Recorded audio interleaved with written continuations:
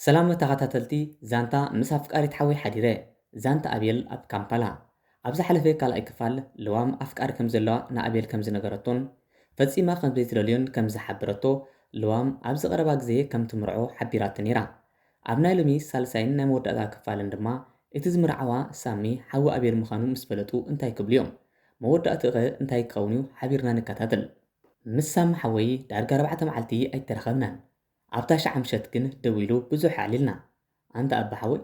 ኣነ እንከለኹ ዳ ከይትብለኒ እምበር ክምርዖ ይሓስብ ኣለኹ ምስ በለኒ ኣዝየ ተሓጒሰ እዋይ ሳማ ሓወይ ኣነ ዳ ይሕጎስ እምበር እንታይ ከምኡ ክብለካ ድሓር ከዓ እቲ ቀደም ኣባዋለድ ይበሃል ነይሩ ሎሚ ደኣ ከምዚ ዝበሃል ዘየለ ብጣዕሚ ፅቡቅ ሓሳብ እዩ ኣበይ ኣኸ ኣብኡ ረኺብካ ዋላስ ኣብዚ ኣፍሪቃ እያ ከላልየካ እየ ኣብኡ ምሳኸያ ዘላ እንታይ ትብል ኣለኻ ፅቡቅ እምበር ግን ሳማ ሓወይ ጥንቅቕ ኢልካ ማለት ብዙሕ እንዲ ዝውረ ገለገለ ግን ሓቂ ምዃኑ ይተርፍኒ ስለዚ ሲ ከይትግርህ ኢለ ንሱስ ፅባቕ ኣለኻ ክሳብ ሕጂ እኳ ደሓን እያ ትመስል ዘላ ኣይነገርኩኻን እምበር ቅድሚ ሕጂ እውን ምስ ሓንቲ ተላለየ ነይረ ግን ንሳ ሓቂ ሓይሽ ብዙሕ ሓላፍነት ዝስምዓ ኣይነበረትን በቃ ምሳይ ትቕፅል ኣይኮነትን ተፈላለዩና ሓፈሻዊ ከዓ ኣምላኽ ምስ ጥዑይ ሰብ የራኸበና እምበር ንሰብ እኮ ይትፈልጠን ኢኻ ብዝኾነ ንዓዲ ደው ኢለ ነይረ ወረቐት የሳልጥ ኣለዉ ኣነ እውን ተዳልየ ኣየር ቲኬት ገለ ኩሉ ሬዲ ገይረ እየ ሕጂ ምምፃእ ጥራሕ ይተሪፉ ኣብዚ ክልተ ወርሒ ክመፅእ እየ እንታይ ኢኻ ትብል ዘለኻ ዋው ሎሚ ብጣዕሚ ተሓጒሰ ሓዊ ኣለኳ ይብላ እንዴ ብሓቢእኻ ክትላለዩ ቴሌፎና ክሰደልካ እሞ ተላለዩ ረሲዕልካ ከዓ ስድራ ገለ ትብፃሕኩም ተባሂሎም ገለ እዮም ዳርጋ ኩሉ ተወዲ እዩ ኣንታ ሰርፕራይዝ ጌርካኒ ትፈልጥ ዲኻ ሓጎሰይ ምቁፅፃር ስኢን እዩ በል ብዝኾነ ቴሌፎና ስደደለይ ሰይቲ ሓወይ ማዕረ ክላለያ ስእላ ከዓ ስደደለይ ክርእያ ሓሰብከ ኸ እናበለ ስእላ ሞባይል ዓለበ እዚ ዘይእመን ነገር እዩ ነይሩ ልበይ ክትወፅእ እንታይ ተሪፍዋ ልዋም በልኩ ከይትረዳእኒ ትፈልጣ ዲኻ በለኒ ሳሚ ተራ ምፍላጥ መሲልዎ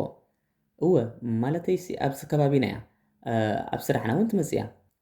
ሕውስውስ እናበለኒ መሊሰ ኣለዎ ኣይቕለበለይን እምበር ገለ ዛሕባቕ እየ ዝመስል ነይረ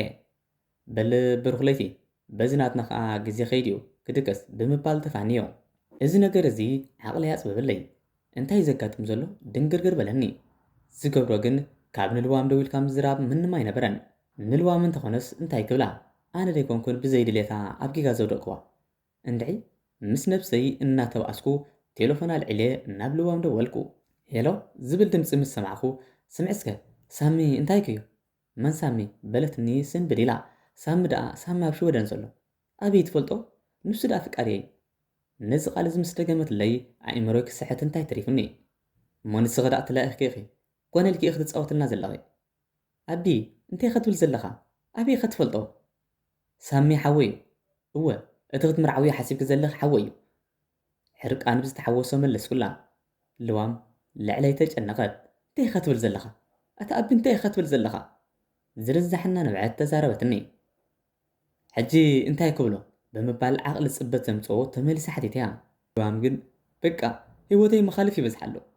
ካብ ልቢ ተመኒ ዝተላለኽወን ብልቢ ዘፍቀሩ ኮን ሳሚ እዩ ነይሩ ምግጋይ ጥራይ ክኣክል እሞ ከዓ ምስ ሓዉ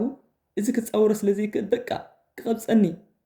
ኣነ ብገዛእ ፍቓዲ ህይወተይ ክሕልፍ ኣሎኒ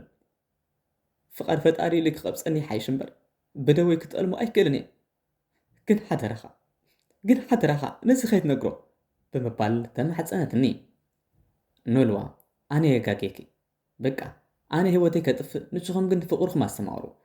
ምክንያቱ ንኮን ምሸትን ሕልና እናወቕሰኒ ክነብር ኣይክእልን ሓደራኺ ግን ሳማ ሓወይ ንፁህ እሞ ከይትብድልዮ እዚ ህሞት እዚ ኣዝዩ ከቢድ እዩ ነይሩ ዋጋ ፍቕርን እምነትን ክሳብ ህይወት ይሓትት ኣሎ እዚ ግን ፍታሕ ኣይመስለንን ብሓቂ ፍቕሪ ክሳብ ህይወት ክትከፍለሉ ዝግባእ እኳ እንተኾነ ኣብዚ ንብሎ ዘለና ግን ቁኑዕ ኣይመስለንን ነታ ናይ ፈጣሪ ነብሲ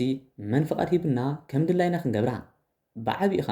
ስሌና ዝሓስብን ዝሻቐልን ስድራ ከም ዘለውና ክንርሳዕ ኣይግባእናኒ እናበልኪ ንልዋም ክርዳእ ፈቲነ ልዋም እሞ እንታይ ክገብር ኢኻ ትብል ዘለኻ ኣነ ናይ ክልተ ኣሕዋት ኮይነ ክነብር ወይስ ወተሩ እናኽሪአካ ብስቓይ ክቃፀል ይመደብካ ባዕልና ዘምፃናይ ሽግር ንንፁህ ሰብ ክንልክም ኣይግባእን ስለዚ ከመይ ኢልና ሚስጥርና ዓቂምና ንነብር ንዓና ጥራሕ ዝምልከት ስለዚ ንስኹም ከም ቀደም ፍቕርኩም ኣስተማቕሩ እዚ ብሂወት ናይ መንባር ዕድልና ምፅልማት ግን ስምዒት እምበር ፍታሕ ይመስለንን ስለዚ እናበልኩ ክሳብ ዝፅንቀቕ ከረዳእ ፈቲነ ልዋም ሕራይ ምስ ሓሳባትካ ተሰማሚዕ ኣለኹ ሕጂ ግን ቁሩብ ርእሰይ ፅቡቕ ስለዚ ኣለኹ ክዕርፍ ሞ ናይ ምሸት ክድውለልካ ብምባል ተፋነወትኒ ናይ ምሸት ግን ከይደወለት እዋን ከይዱ እንታይ ዳ مش ክድውለልከ ኢለትኒ እናበልኩ ናብ ቴሌፎና ክድውል ጀመርኩ መልሲ ግን ወይከ ዝቕበል ኣይነበረን ድሕሪ ብዙሕ ፈተነ ልበይ እናተሸበርኩ ናብ ገዛ ልዋም ኣምራሕኩ ልዋም ኣብ ማእኸል ገዛ ብሂወት ሓሊፋ ፀኒሓትኒ ከኣምን ኣይከኣልኩን በቃ ሓደራኻ ንሳሚ ከይትነግሮ ትብል ጭራን ወረቐት ኣብ ጣውላ ገዲፋ ብሂወት ካብዛ ዓለም ተፋነወትኒ እዚኣ እታ ዘይትርሳዕ ጸላም ዕለት ናይ ህይወት እያ ነይራ